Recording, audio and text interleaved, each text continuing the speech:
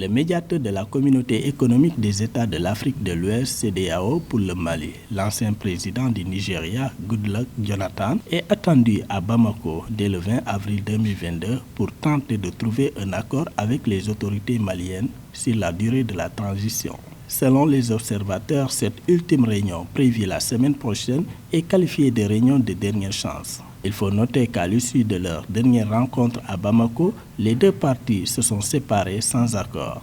Les autorités de la transition campaient sur une transition de 5 ans, tandis que celle envisagée par la CEDEAO était de 12 ou 16 mois.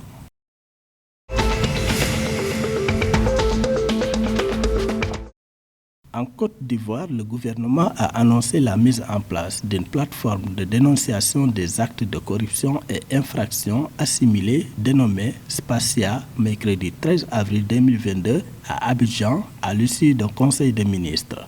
Selon le porte-parole du gouvernement, la mise en place de cet organe vise à renforcer et à améliorer le dispositif de prévention et de lutte contre la corruption et les infractions assimilées de façon à insuffler plus de transparence dans la gestion des affaires publiques. À en croire Amadou Koulibaly, la Spacia intègre un numéro vert et une plateforme informatique avec pour mission de recueillir les dénonciations, les signalements ou alertes des cas de corruption et infractions assimilées et de procéder à leur traitement.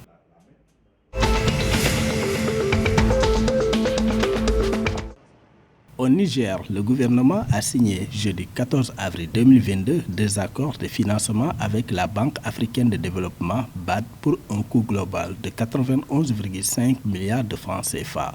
Les deux accords portent sur le projet de désenclavement des zones de production transfrontalière Hamdara, Ouacha, Dungas, frontière Nigeria, qui consiste à l'amélioration et au bitumage de 110 km de route aux normes de l'Union économique monétaire ouest-africaine (UEMOA), suivant une approche intégrée.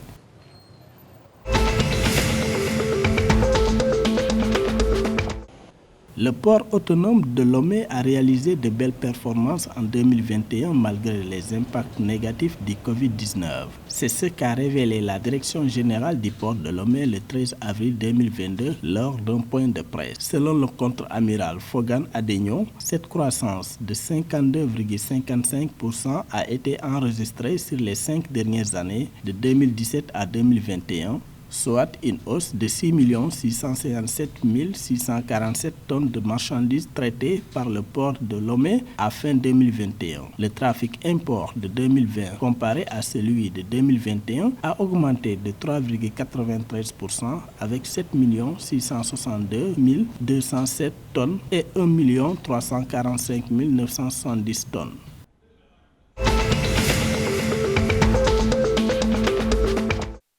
Le président du Burkina Faso, Paul-Henri Sandaogo Damiba, a exhorté jeudi 14 avril 2021 les médias à ne pas exposer dans leur traitement de l'information les populations et les forces combattantes engagées dans la lutte contre le terrorisme. Le chef de l'État, qui s'exprimait lors d'une rencontre avec des responsables des médias publics et privés, a cependant fait appel à leur responsabilité sociale. De son avis, les hommes de médias doivent chercher à comprendre les causes profondes de cette crise, mais également diffuser des informations mesurées et calibrées. Pour le président du Faso, la publication de certaines informations comme la reprise de certaines localités ou la réouverture de certaines écoles peut entraîner des représailles dans la mesure où le pays n'est pas encore totalement sécurisé.